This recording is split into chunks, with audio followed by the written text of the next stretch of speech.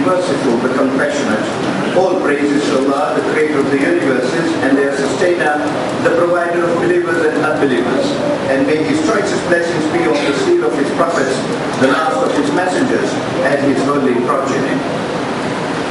Continuing with the animal kingdom, and mainly, as we said, on the question of reproduction, I just wish to point out, with regard to the subject of reproduction, two preliminary matters before we get into the process itself.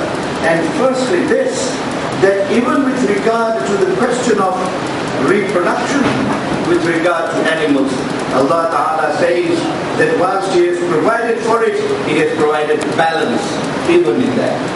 So that obviously there should not be an excess of animals, whilst there need not be a paucity of them. Overpopulation is again something that Allah controls within His power. And He says this in chapter 15, verse 19, in which He says, وَالْأَرْضَ مَدَدْنَاهَا, the earth, well, we expanded it, وَأَنبَتْنَا فِيهَا مِنْ كُلِّ شَيْءٍ مَوْزُونٍ, and we caused all things to grow in it in due balance. Again, that very word mawzoon, to in balance as it were, so that there is an excess of it, so that there is no overpopulation of animals, even in the forests, or tame animals in agriculture. This is a great mercy from Allah, glorified and exalted. But apart from that, and apart from that recognition of His mercy, the reality is that it emphasizes a program of creation, that it should be a creation in balance. It should not be unproportional. It should not be unprogrammed. That programming in itself negates any of the concepts that the atheist puts forward. And that programming becomes consonant with the scientific research that the scientist has carried out. But the second beautiful thing that Allah, glorified and exalted, says, and I wish without taking your time quickly to mention that also, is this. He says in the 13th chapter, in verse 4, He says, وَفِي الْأَرْضِ قِطَعٌ مُتَجَاوِرَاتٌ وَجَنَّاتٌ مِنْ أَعْنَابٍ وَزُرُوعٍ وَنَخِيلٍ صِنْوَانٌ وَغَيْرُ صِنْوَانٍ يُسْقَى بِمَاءٍ وَاحِدٍ. He says, on the earth there are various matters adjacent to each other. Now this is the fantastic part of it. He did not have to create vineyards in one area and orange trees in another and palms in the third. Otherwise, we would have had to have spatialized places for all these growths. But in His mercy, when He planned this creation of plants and animals, He so planned them that they could all be in one place. Indeed, He said, وَفِي الْأَرْضِ قِطَعٌ مُتَجَاوِرَاتٌ, all in as neighbors, as it were, all growing in like neighbors. مِنْ أَعْنَابٍ, grapes, وَزُرُوعٍ, and sown fields, cornfields or other, anything that is sown, وَزُرُوعٍ وَنَخِيلٍ, palm trees, صِنْوَانٌ غَيْرُ صِنْوَانٍ, some may be similar to others, some may not be similar at all, and yet they all grow together because they are watered by the same water that descends from the heavens. يُسْقَى بِمَاءٍ وَاحِدٍ, the same single water that flows from heavens waters all those plants at the same time, and all of them in neighborliness grow on the same farm in the same locality without any problem. This is again a programming which negates disorder, which negates anything having happened by chance. And then it says, وَنُفَضِّلُ بَعْضَهَا عَلَى بَعْضٍ, and then with respect to these plants, I made some superior to others. Some fruits are sweeter than other fruits.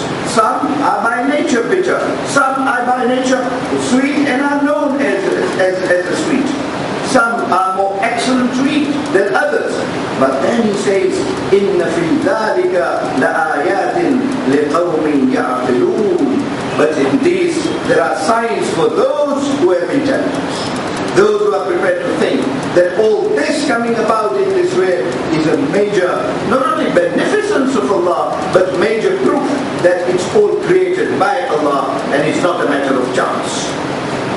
And indeed, it is interesting to note from these verses that there is absence of any description which might highlight the beliefs of that time, and only sets out what are fundamental principles. Because at that point in time, as you know, there were various beliefs. There were mythical beliefs about date palms, mythical beliefs about oranges. We do not have occasion, nor the need to go into those mythical superstitions, but they were in existence. The fact that Quran keeps out all those inaccurate matters and absorbs and puts on record those that are fundamental truths which could be verified and could be verified even by the Arab who lived at the time, establishes the very authenticity of the Quran and establishes how so much superior are these dogmas in the Quran as compared to the scientific principles to which we adhere today. Well, let us get back then to the essential question of reproduction in the vegetable kingdom amongst plants. Two forms of reproduction are known in plants, which does not exist in animals or humans or mammals, but they do in plants. There is sexual reproduction and there is asexual reproduction. The main form of reproduction in plants is also sexual reproduction, and Allah Ta'ala deals with both. Both of these matters are provided for in the Holy Book in accurate scientific principles. Dealing first with the sexual, this is when the plant from within itself creates another plant and reproduces itself from within itself. Like, for example, a homely example, an example that we all follow even on our balconies many times, on the plants in our balconies. You take a cutting of a plant, and from that cutting you put it in soil that has been prepared for it, with all the minerals in it, and it is well watered. You put it into that soil, roots sprung forth from that cutting. Can you believe that? Now where does that happen? Unless that plant has that capacity to bring out root, and those roots then are extremely important, as we saw. They pull out the minerals from the soil, they extract the water from the soil, they imbue the plant and the plant grows, and there is reproduction more. But with sexual reproduction, there are, as we have already discussed, and therefore I will speed on this, but only to put matters in context, there are both male and females within the flower, because the fruit is the second step. The first step is the flower, and within the flower there is the male part of the flower and the female side of the flower, the anthers and the pollens.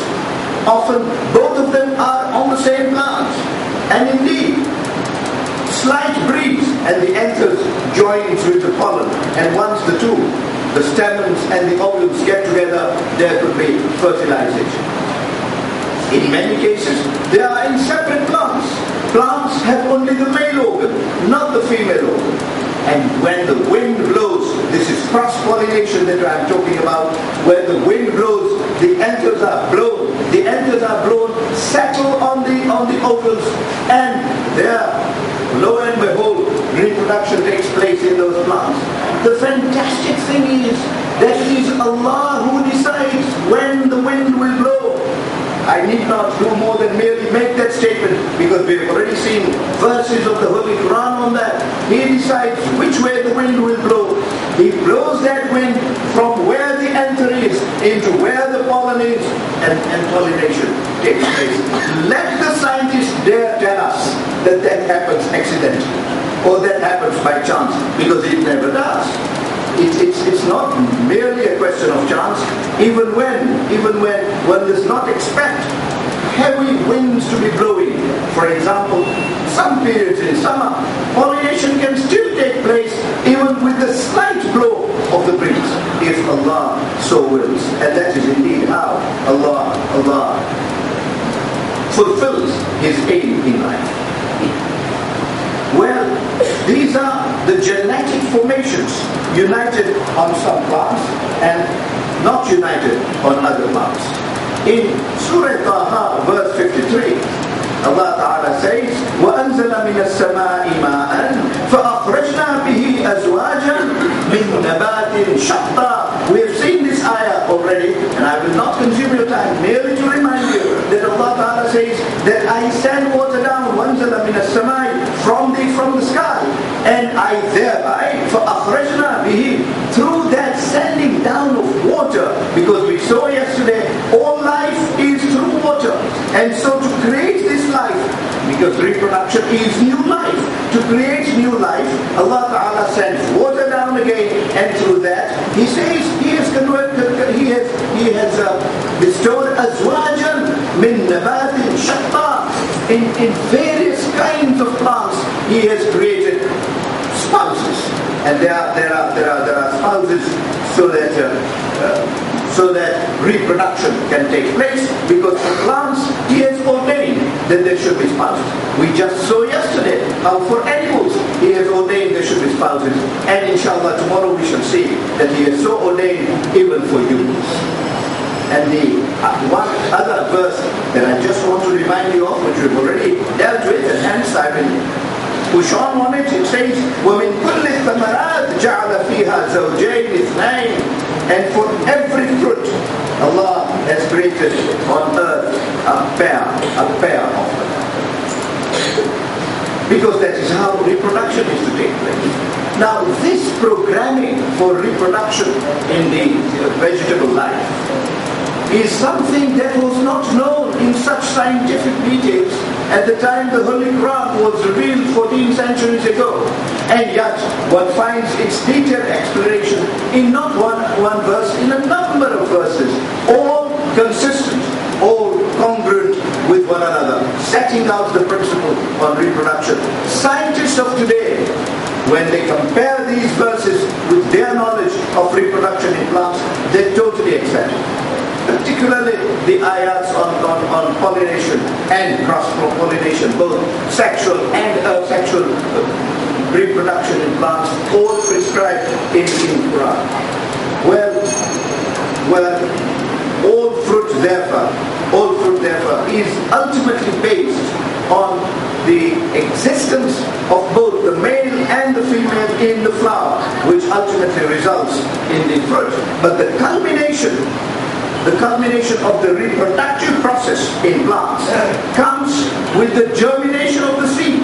The seed is produced, but it is when the seed germinates that the culmination of the process comes, because then what happens is that the outside case is opened up, and it is when the outside case is opened up that the seed becomes open. When the seed becomes open, it then sprouts out its roots, and it is through that roots again that growth takes place. So this question of opening up that case from the seed itself to enable it to cause growth is a fundamental part of reproduction and growth in plants. Otherwise, there would not be reproduction. Allah Ta'ala deals with that principle too. Now this is extremely interesting because most of it happens under the ground. So it is not something that the Arab of the time could have seen with naked eyes. And yet Allah subhanahu wa ta'ala, and indeed He is the creator, why should He not? But He, glorified and exalted, makes express specific mention of this opening up of the case and enabling the seed to bring about growth. He mentions that expressly in the Holy Book, and you will find that verse in Surah Al-An'am. Surah Al-An'am, chapter 6, verse 95. He says, Inna Allaha faliqul habbi wal nawa. Allah is one who splits open the grain and He splits open the fruit, the stone of the fruit. Faliq al-habbi wal nawa. Well, this is pure knowledge that Allah subhanahu wa ta'ala reposes in us through the Holy Book, which the scientists took years to discover.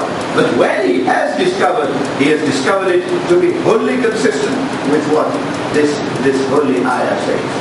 It is indeed. It is not an ayah calculated to induce scientific knowledge. That, as I said before, is a byproduct of this knowledge from that verse. The main purpose is to show the majesty of Allah, the omnipotence of Allah. How even when things are underground, and we shall see more of that tomorrow, when we talk of the child developing in the womb. Allah could have caused it to develop more openly. But it is His grace and His omnipotence that He develops that child in the dark womb. And we will see 3 dark layers, inshallah. We have been pressed of time. But I will make sure that these salient features about reproduction in humans that has acclaimed the Holy Quran for its details and its accuracy on matters gynecological, on matters purely of obstetrics. Those matters, inshallah, by Allah's grace, we shall not miss out tomorrow night. And we shall see how in those 3 dark layers, reproduction takes place. Likewise with plants, one finds that even in the darkness of the subterranean area of the earth, the sprouting takes place, and Allah makes a mention of it. It is that quality of Allah, that spatial uniqueness of Allah, that Quran wishes to set out in An'am, in verse 95 says, Inna Allaha faliqul haqqi wal nawa. But I want to end this bit of our discussion before I go to the animal kingdom with a verse with which you are so familiar. That verse, number 36 in Surah Yasin, in which Allah Ta'ala says, in glorious words, Subhanalladhi khalaqa al-azwaja kullaha mimma tunbitul ard wa min anfusihim wa mimma la ya'lamun. Subhanalladhi khalaqa al-azwaja kullaha. Everything that He creates, He has created a pair of it. Now you can see how what we were discussing about pairs in animals, pairs in plants, you can see it's further widened. And the words now are as expansive as they can be. Subhanalladhi khalaqa al-azwaja kullaha. Glory to Allah who has created couples of every kind, not only specific to plants and animals.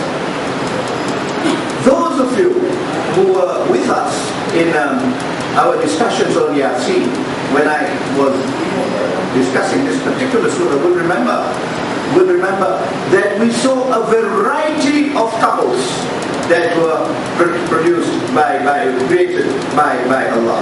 No opportunity to do that kind of exercise now, because we are dealing with a more confined subject than scientific knowledge in it.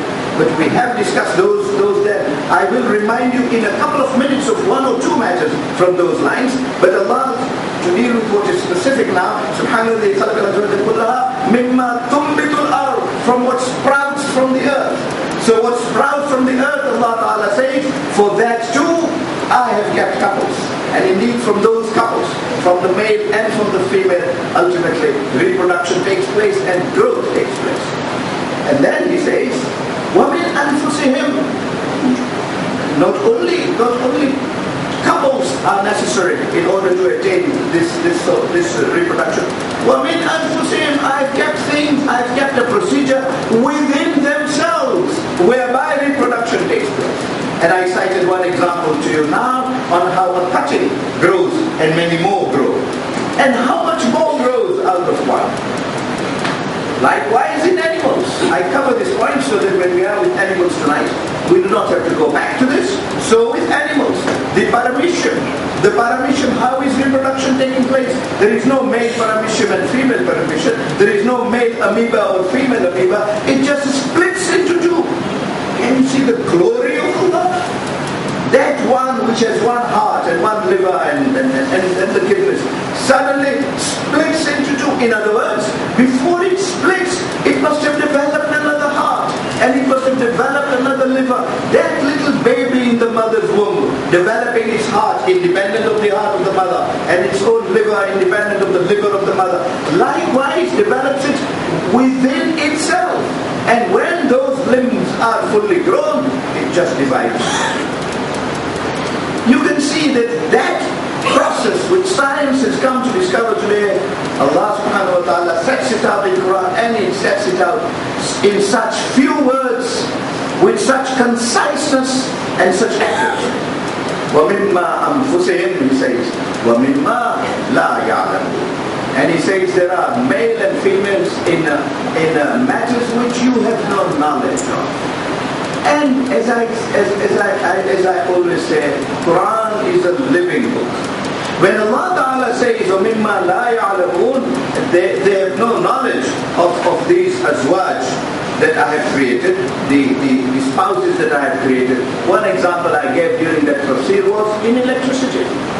In that process of electricity today, we have the male and the female, and without the male and the female acting together, you do not have the light burning. You do not have light emerging. You do not have that connection which is necessary to produce the light. The electrons and the protons, both are needed in order for any molecule to function. You need both electrons and protons. And for electricity, you need the anode and the cathode. So you can see that even in those matters, you need both the negative and the positive, if we may use our own lay language in that respect. And likewise, in other energies, you need the negative and the positive. Likewise, in other, and we could go on and on and on with it. But this is Allah's grace, and this is how He has fashioned and fathomed reproduction to take place. But moving on to the animal kingdom, that is a little easier to deal with. But before I do deal with that, and even if it means a slight distraction from what we are discussing, I wish to submit to you one verse from the Holy Book. Because it is such a comprehensive verse about the animals. Animals are not created in vain. And as we saw with the sun and the moon, Allah Ta'ala said, وَسَخَّرَ لَكُمُ الشَّمْسَ وَالْقَمَرَ. Both those are made subservient to you. For animals, Surah Yasin again, وَذَلَّلْنَا مِنْهَا. I have made them subservient to you. In this particular ayah, which is in Surah An-Nahl, chapter 16, verses 5 to 8. Pretty quickly I'll go through those three, but they set out the virtues of an animal. Allah's creation is never in vain, and is not for nothing. He sets out the benefits of animals in His own words, and again in His own poetic language. And let us look at them pretty quickly. He says, Al-An'am, as for animals, خَلَقَهَا لَكُمْ. I have created in the feminine, as they are dealt with in Arabic. Says Al-An'am wal-An'am خَلَقَهَا لَكُمْ فِيهَا دِفْعٌ مَنَافِعٌ وَمِنْهَا تَعْكُلُونَ.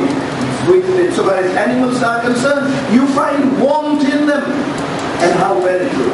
How much warmth these animals give. Allah Ta'ala says, you find warmth in them and manafi' and various benefits. They give you services and various benefits. And indeed, you even eat them. They provide food and sustenance for you. وَمِنْهَا تَعْكُلُونَ. And you use them as food. وَلَكُمْ فِيهَا جَمَالٌ حِينَ تُرِيحُونَ وَحِينَ تَسْرَحُونَ. And they provide you beauty. You feel the beauty of these animals as you drive them home after agricultural work, or when you take them to pasture. And beauty in nature, beauty in life is so important to sustain life. The rat race would land us into a collision of stress and annihilation, except for the beauties of life that come forth now and again. It may just be the scenery of the sunset, or it may be the scenery of sunrise, if one rises there early. But all these have their own beauties. Allah Ta'ala says, that beauty is found in animals as well, when you look at them and when you bring them home or when you take them to pasture. وَتَحْمِلُوا أَثْقَالَكُمْ, and they carry your loads, your heavy loads. إِلَى بَلَدٍ لَمْ تَكُونُوا بَالِغِيهِ إِلَّا بِشَقِّ النَّفْسِ, and they move them from one place to another, which you would not be able to do yourselves without extreme problem and stress on you. And that would require considerable personal effort. Well, they take away from you, and they carry your goods for you. Inna Rabbakum la-ra'ufur rahim. And Allah Ta'ala says, He is so generous and beneficent and merciful. As I said, it is a mercy of Allah that these animals exist, and this is indeed how He puts across His mercy. And finally He says, وَالْخَيْلَ وَالْبِغَالَ وَالْحَمِيرَ لِتَرْكَبُوهَا وَزِينَةٌ وَيَخْلُقُ مَا لَا تَعْلَمُونَ. And as for these, the horses, the mules and the donkeys, you even ride for them. And not only that, wazina, and they are your ornaments. You ride on them, and you also use them for ornaments. And He created وَيَخْلُقُ مَا لَا تَعْلَمُونَ. He has created that which you do not know at all. And this you do not know at all. Like that ayah, سبحان الذي خلق الأزواج كلها مما تنبت الأرض من أنفسهم ومما لا يعلمون, that which you do not know, applies to us as much as it applied to those who lived 14 centuries ago. They did not know of the protons and electrons. We know of electrons and protons, but even today we do not know many more which are created in couples, which inshallah generations to come will know. And when the next generation sits to discuss these ayahs, their perspective will be even closer to what Allah meant. Because as I said the first night, Saturday night, when we first discussed the glory of the Holy Book is that read by a scholar, he understands it differently. Read by a layman like me, I understand differently. But each of us benefits from it in our own perspective, because the inner depth of Quran is such that its superficial surface glows with knowledge, and its inner depth is subdued in knowledge. It is how much we can unearth of it. Well, we pray to Allah that He gives us more and more knowledge about the Holy Book, and more opportunity to study the Holy Book. And let us move on then to reproduction in the animal kingdom. The animal kingdom reproduction is easy. There are two, the male and the female, and it is the association between the male and female that produces the next generation of animals. And all this is provided. All this is important. It is important in plants, because Allah, glorified and exalted, intended that there should be plants all the time. And we have seen why. And we have seen why for various reasons. It is important not only to provide us fruits. They are important in taking away the carbon dioxide and in providing us oxygen. They are useful in various respects, and there are ayats of Quran on that too. And in respect of production of fire, we have seen that. We are seeing mentions of that also. Well, all these benefits, it is the will of Allah, glorified and exalted, that these benefits should not become exhausted. They should completely, continuously flow for the benefit of humanity. If He sends humanity, He organizes for the benefits to humanity before humanity is even sent on earth. And so, if there is going to be perpetuity of plants, there must be a process of reproduction. And if there is a perpetuity of animals and men, there must be a process of reproduction. And this process does not come about by itself. It is a process that is properly formed. And it's that will of Allah, that amr, as He calls it, by which it is formed, that defies whatever the scientist discovers today, because he cannot explain that. But with animals, the process of reproduction is summarily dealt with by the Holy Book. In chapter 53, verses 45 and 46, in which Allah Ta'ala says, وَأَنَّهُ خَلَقَ الزَّوْجَيْنِ الذَّكَرَ وَالْأُنثَى, and of them, of the animals, He fashioned them, the two in a pair. This time, He mentions exactly the pair, which He didn't do with plants, because there it was not necessary. Now the identity is clearer. So He mentioned, you can see how Quran mentions these things in detail, where detail is necessary and more comprehensive and more meaningful, and does not mention the details when such details will only cause confusion. Here He says, He sets them out. Dhakara wal untha, there is a male and there is a female. Now what happens if there is a male and female? He explains in the next verse. Verse 46, He says, min nutfatin idha tunna. And that reproduction takes place because of that liquid. But little liquid. It does not have to be much liquid. Through that passing, that pouring out of little liquid, reproduction takes place, and in due course a child is born. Different mechanisms for animals than from humans, but the process is the same. That it is the union of the male and female that ultimately results in reproduction. I could move on quickly to other things, specifically in animals that I want to deal with. But before I do that, I wish to bring to your attention one verse which deals not only with animals, it deals with birds also.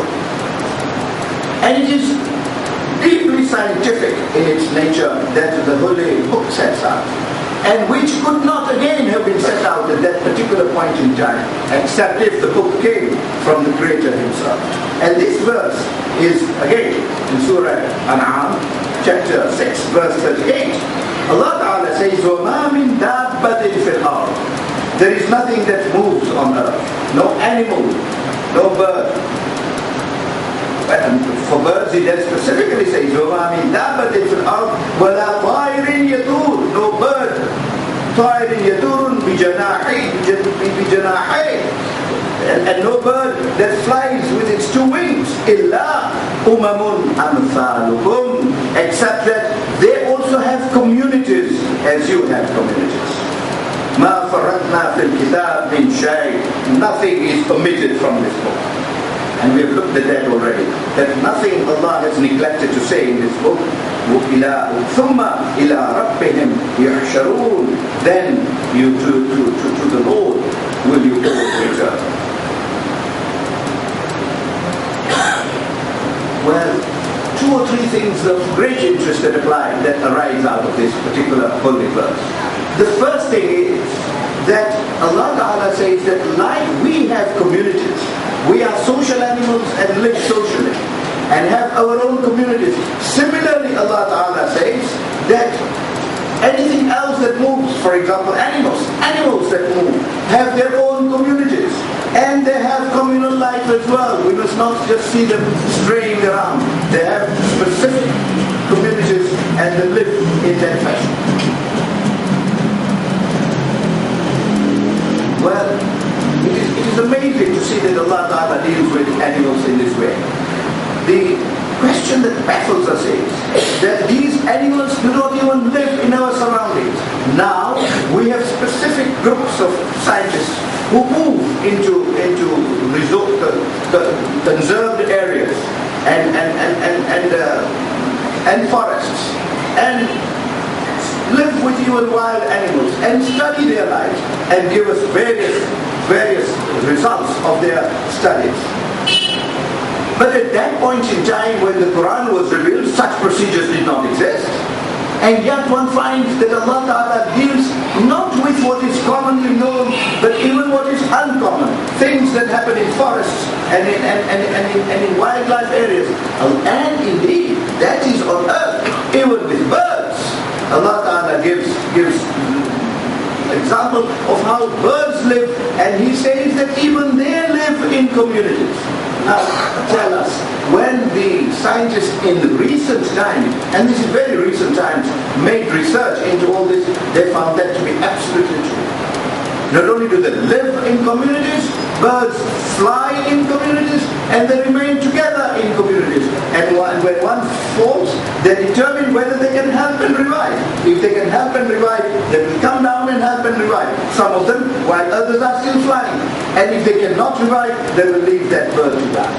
All this that comes out today of how birds live in communities, fly in communities and reach their destinations in communities, all this provided in the Holy Book centuries ago. I was considering jumping over all this and getting into human reproduction, but I thought I could not bypass all this information and deprive you of a study and a submission in respect of these matters which Allah has thought fit to put so expressly in the Holy Book. He says, they all live in communities, umamun amthalakum, just as you do, like you, they also live in communities. And then he said, and then of course makes the glorious statements, ma faratna fil kitab min shay, there is no negligent omission of anything in the book. And then he says, thumma ila rabbihim yuhsharun, and then they will be returned to their Lord. So anything that moves, we might have thought that only we humans will be revived and given account. But it's manifest that animals will give an account too. Another reason I wanted to discuss this ayah is that some of you have asked, will animals have accountability? The reality is that not only will animals have accountability, birds will also have accountability in the light of this ayah.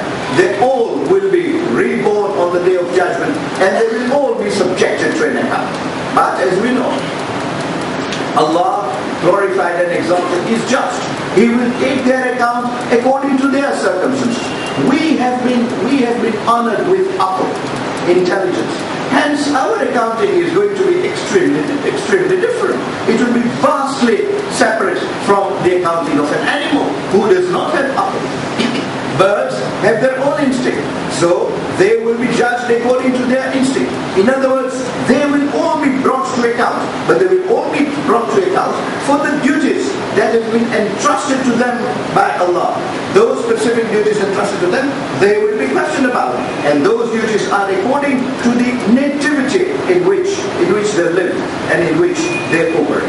So that if they misuse those facilities and those organizations, they too will be open to question.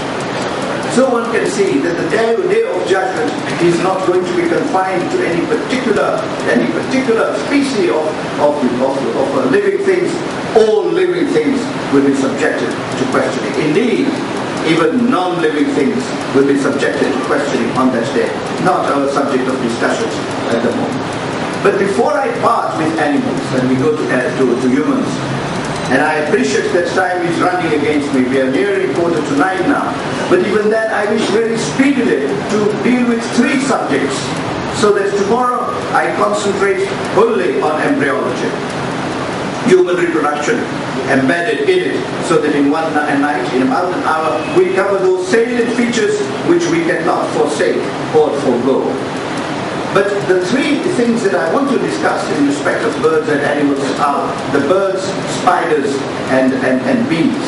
And I want to do that very quickly, even in 5 minutes for all 3 of them.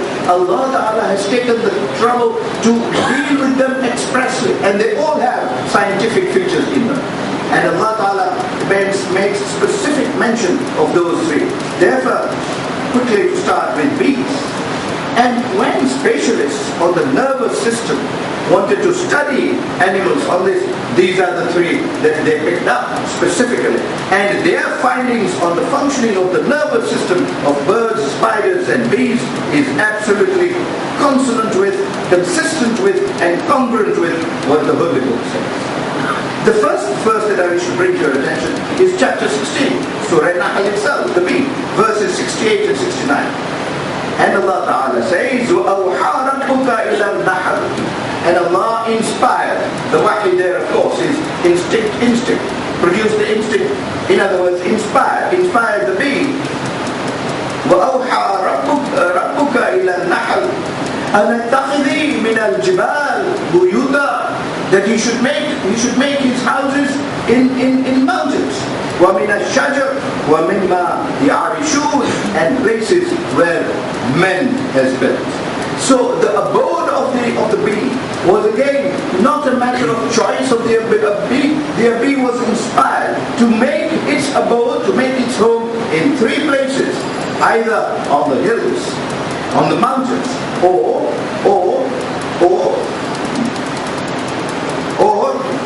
on trees, shajara, on trees that are available, or where man has built. This is where he can build his nest.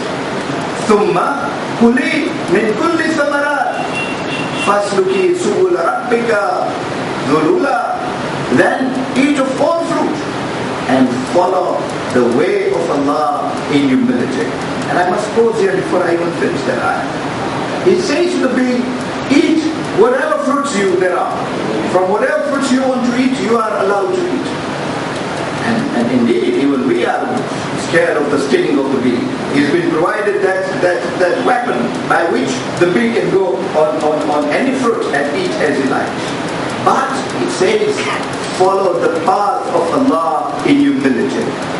Even the bee is told, you will not behave as you like. You will not become arrogant. You will not become transigent. You will follow the path that Allah has inspired you to follow.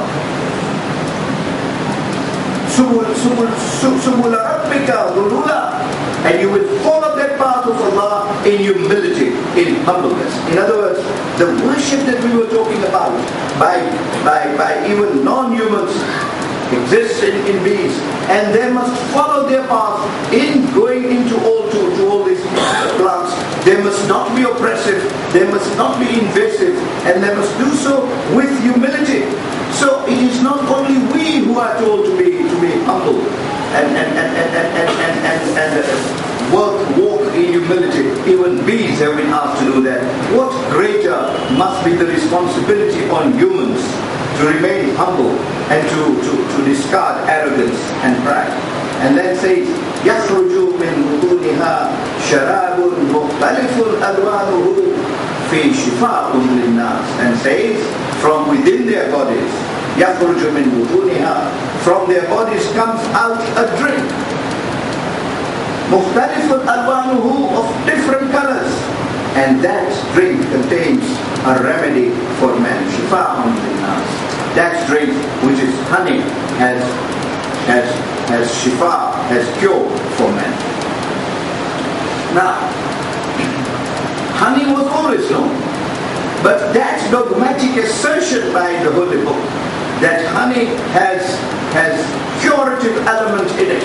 Some diseases get cured, for some illness, and indeed there is abundance of information from the Holy Prophet himself and from Ai*Imah, may peace be upon them all, in respect of the qualities in honey and how much curative effect it has in various ways in respect of specific diseases.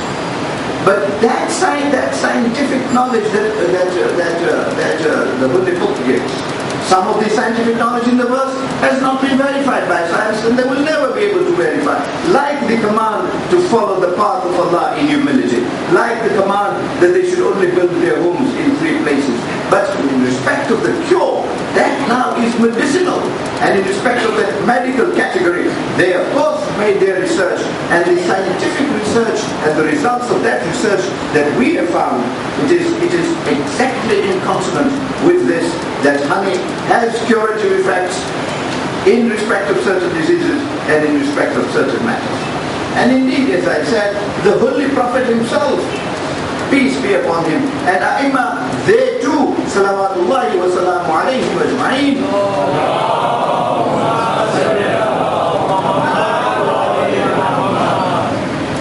at various stages, starting with the Holy Prophet, Hazrat Amir alayhi salam, Imam Zain al-Abidin alayhi salam, that Khidmatul Rida, the book by Imam Rida alayhi salam on solutions, all have positive effects in honey. Indeed, Baqiyatul Salihat also has such teachings, which science has confirmed and has given its own seal to it. Again, no flimsy myths about honey and bees that were so prevalent then and are prevalent even today. None of them in the Holy Book, and hence we can discard them all. Even those myths regarding bees that exist today, we can discard them all. Allah Ta'ala deals with spiders specifically. In chapter 29, verse 41, He says, مَثَلُ الَّذِينَ اتَّخَذُوا مِن دُونِ اللَّهِ أَوْلِيَاءَ كَمَثَلِ الْأَنْكَبُوتِ اتَّخَذَتْ بَيْتًا وَإِنَّ أَوْهَنَ الْبُيُوتِ لَبَيْتُ الْأَنْكَبُوتِ لَوْ كَانُوا يَعْلَمُونَ. And He says, those who choose gods other than Allah, مَثَلُ الَّذِينَ اتَّخَذُوا مِن دُونِ اللَّهِ أَوْلِيَاءَ, those who choose masters other than Allah, their example is like the example of a spider. What a beautiful way in which Allah expresses condemnation, outright condemnation for those who choose gods other than Allah. And He does it so beautifully by bringing in this spider in a scientific way and says their example is like a spider, because the spider chooses for its dwelling something which is so flimsy. وَإِنَّ أَوْهَنَ الْبُيُوتِ لَبَيْتُ الْعَنْكَبُوتِ. The house that he builds is the flimsiest of its own. لَوْ كَانُوا يَعْلَمُونَ. If only they knew. And indeed, how does a spider build? That scientific principle, that it is the flimsiest of buildings, comes true today after scientists have made his research. He made his research from the nervous system of the spider. And indeed, finds that the web of the spider is made of silken threads that comes from the glands of the spider. From the glands he creates silken threads from which he builds webs, which we destroy with the twinkling of an eye, with indeed just a stroke of our fingers, and it is gone. So that statement in the Holy Quran is now scientifically established and given great authority. But the way in which Allah compares that flimsy web with the gods that they take other than Allah is so salutary. Salutary because just as this house can be destroyed, as I say, by a stroke of the finger, likewise those gods can be destroyed by a stroke of fingers with no effect and no efficacy whatsoever. And finally, let us just touch on birds, because birds appear in the Holy Book in various respects and in various manners. It is not my aim to deal with those at all. My aim is only to deal with the 2 or 3 scientific matters in respect to birds. And Allah Ta'ala deals with that firstly in chapter 6 again. Chapter 6 is the chapter for them in verse 38. And He says, وَمَا مِن دَابَّةٍ فِي الْأَرْضِ وَلَا طَيْرٍ يَطِيرُ بِجَنَاحِهِ إِلَّا أُمَمٌ أَمْثَالُكُمْ. We have dealt with this particular ayah in which Allah Ta'ala says that there isn't anything that moves, and birds who only live in communities as you do. And Allah mentions this because He does not want to leave anything omitted from the book. ثُمَّ إِلَىٰ رَبِّهِمْ يُحْشَرُونَ. And they go back, they return to their Lord. Well, so that birds live in communities is a proposition that Allah made in the Holy Book at a time when that proposition was unknown. Today the scientist is confirming it. He confirms the total accuracy of that statement. But the glorified statement is in Surah Mulk, in verse 19, in which Allah says, أَلَمْ يَرَوْا إِلَى الطَّيْرِ فَوْقَهُمْ صَافَّاتٍ وَيَقْبِضْنَ مَا يُمْسِكُهُنَّ إِلَّا الرَّحْمَنُ. Don't you see? Don't you look up and see the bird? Allah Ta'ala says. Again, turning our eyes up. See the bird, how they spread their wings and then they fold them. In this is a great art, a great functioning of Allah subhanahu wa ta'ala. And that is a quality Allah has given to birds which is unique in living things. That it is able to fly. And it is able to fly merely by spreading its wings and folding them. That capacity which Allah ta'ala, like we saw how the ship sails in the waters. The waters displaces itself and the ship sails and floats and does not sink. Likewise, how there is this displacement of water by the wings, by displacement of air, by the wings, when it spreads itself and it folds itself. Allah Ta'ala uses those express words in Quran, saying, أَوَلَمْ يَرَوْا إِلَى الطَّيْرِ فَوْقَهُمْ. Don't they look at the birds above them? صَافَّاتٍ وَيَقْبِضْنَ. When they spread their wings and they fold their wings, مَا يَمْسِكُهُنَّ إِلَّا الرَّحْمَنِ. Nobody can hold them high up like that except the merciful Lord. Now that is a challenge. That is a challenge. When the aeroplane was made, ultimately today, it was made by mimicking the bird, by imitating the bird. When Allah creates, He does not need a mimic, He does not need a plan, He needs only His intention, His amr, and He creates. And here we are, He has produced something that remains in the air by itself. But if it was only, we do not have the time now because I must get into Masaib on a night like this, but just one last sentence perhaps, even if we do not have the time to discuss more about birds. Not only the question of the bird remaining in the air. If it was remaining in the air for a few seconds, we would still glorify Allah. But the greater glory of Allah lies in the fact that these birds, and they are known, and science has proved this to be totally accurate. In fact, I get it from scientific analysis, scientific work, that a bird, there are migratory birds that fly for 6 months, not 1 or 2 seconds. They have planned their trips for 6 months. And this is a result of the research by the scientists on their nervous system. They fly for 6 months over a distance of 15,500 miles. So they do 15,500 miles in groups and in a formation of 8. If you look at them from below, you see a formation of 8. And they fly. They fly from place to place until they reach their destination. And then from where they are, they go back to where they want to be, their home, their destination, and they always get there in time. The latest is only a 1 week delay. Does Air India compete with that? Just 1 week's delay at the most, and they are there. This is a fantastic system that prevails. I only say one thing to you, it could not take place. It simply could not take place unless there is genetically coded program in their nervous system whereby they are able instinctively to travel in this way, to provide for their food, to provide for their water in the air, to be flying in this way. And we are able to make out, we for sure in England, I'm not sure whether you are managing to do this, but when we wake up for Fajr prayers in London, we see a migratory bird and we say spring has come. And we say straight away that spring has come, winter is over, the migratory bird is already here. And when we lose the migratory bird at Fajr time, we know that autumn is now in, summer is over. It is a fantastic setup, how accurately all this works. And all this works with absolutely programmed computer accuracy and efficiency. And even in birds, leave alone humans. And Allah subhanahu wa ta'ala makes a specific express mention of that in the Holy Book. Such is the way in which Allah ta'ala has given guidance in this Holy Book. So that when this Holy Book was in challenge from Yazid, Imam Hussain alayhi salam could not have stayed in Medina.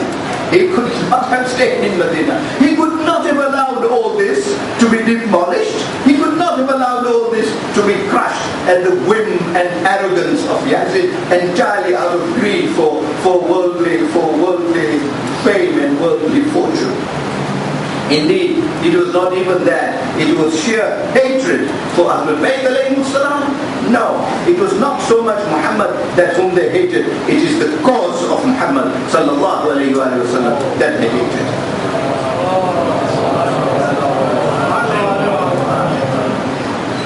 And this is exactly what they did. But Imam Hussain alayhi salam knew exactly the game that was going on. And so, when he prepared his team to leave Medina and go to Karbala to defend the Holy Book, to ensure that the Holy Book remains and reaches us till today. And why should we not cry over Hussein if his aim was to give us the Quran? we benefit from it until today in such deep ways.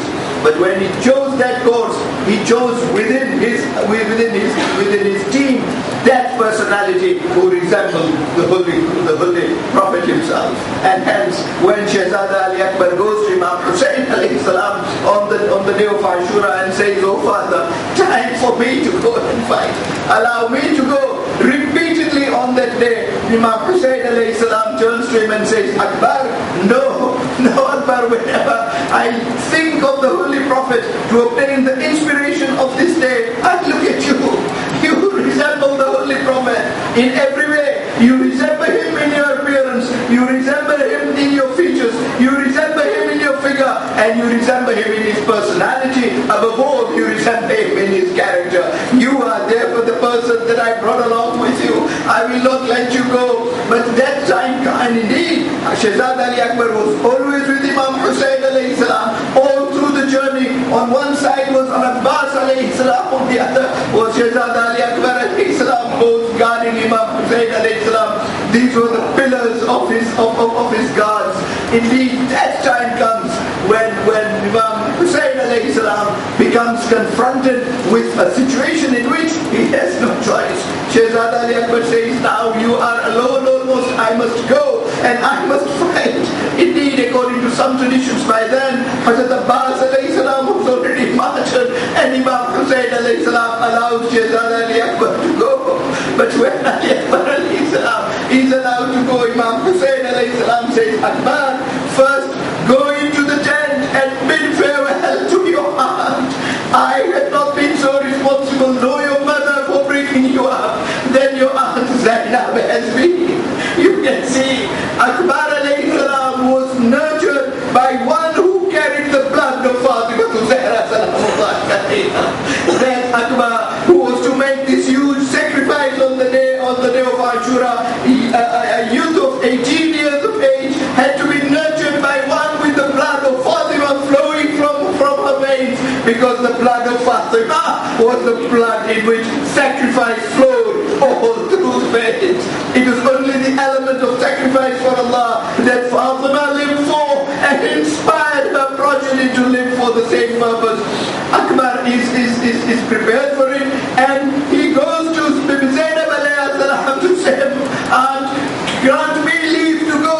And she says, "Mustn't you go to your father?" And he says, "My father has sent me to you." And Bibi Zainab alayhi salam says, "How much more difficult now my brother makes it for me, that I have to grant leave to the one I have brought up in this way." But she says, "Akbar, if Islam is going to be saved, I will take this burden and you can go and sacrifice your life." When Akbar alayhi salam comes to the battlefield, the soldiers, the elderly soldiers of Umar ibn Sa'd take a step back. They turn round to Umar ibn Sa'd and says, "Umar, we will not fight him." Umar says, "Why?" They say, "This is the Holy Prophet himself, who has unreliable. He passed away ages ago. But seeing Hussain in the situation in which he is, the Holy Prophet himself has come out to fight." Indeed, Umar ibn Sa'd turns around and says, "No, this is not the Holy Prophet himself. This is Akbar, the very replica of the Holy Prophet." I turn round to Umar ibn Sa'd tonight for you and ask him, is it not enough that Akbar was a replica of the Holy Prophet? You do not want to kill the Holy Prophet. By what standard are you prepared to kill the replica of the Holy Prophet? That replica is as important as the original itself, if you honor the original.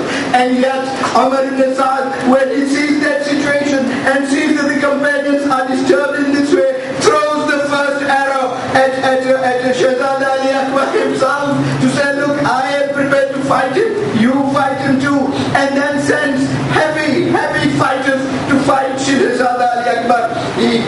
He fights them all in a duel. Shehzada Ali Akbar fought a number of duels single-handed and killed all those heavy soldiers, heavy generals of Umar ibn Sa'd, one after another, until a stage comes when thirst overtakes him. Shehzada Ali Akbar comes back to the tent, meets the father and says, "Father," says, "Why are you back, Akbar?" He says, "Only because, Father, thirst is me." But Imam Hussain says, "Thirst, you have been thirsty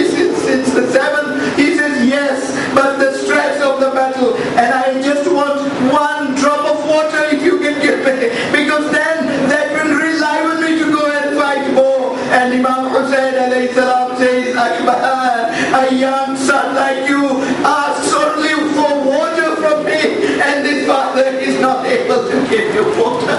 What a state in which Imam Hussain alayhi salam was reduced. May Allah's curse ever be on each one of the opponents of Imam Hussain in Karbala who deprived them of water. Water became of such essence of life. When Shehzad Ali Akbar sees this situation, he said, Father, leave me alone. I will go out and fight again. And he fights again until that time comes when he calls for his father. Assalamu alayka ya abada. Oh my father, my last salutation to you. Now Imam Hussain alayhi salam has already broken his back as we saw yesterday. Now the light from his eyes disappears. It's all darkness in front of him that the youth of 18 is now far away. And yet he comes to Akbar. He finds Akbar holding his hand on his chest. He turns round to him and says, Akbar, let me remove this hand. It will give you some alleviation. And Akbar says, no father, no.